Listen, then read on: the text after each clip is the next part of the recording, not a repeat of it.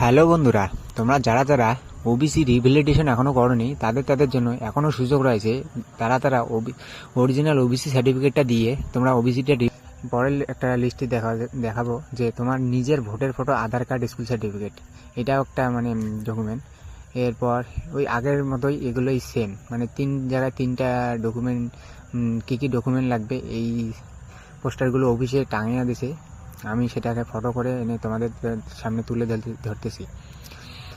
তো তোমরা নিজে থেকে পড়ে নিতে পারো কী কী লাগবে না লাগবে।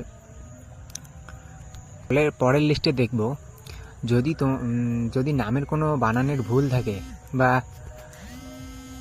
অমিল থাকে তাহলে অবশ্যই অ্যাফিডেভিট করতে হবে। সেটা হতে হবে এক্সিকিউটিভ ম্যাজিস্ট্রেট এসডিও কোর্ট দিয়ে করতে হবে, অন্যথায় জমা নেওয়া হবে না। নটারি কিংবা জুডিক্যাল ম্যাজিস্ট্রেট কোর্ট দিয়ে নেওয়া যাবে না। এখানে বলতেছে যে এক্সিকিউটিভ ম্যাজিস্ট্রেটেরই শুধু অ্যাফিডেভিটটা করতে হবে। তো জুডিক্যাল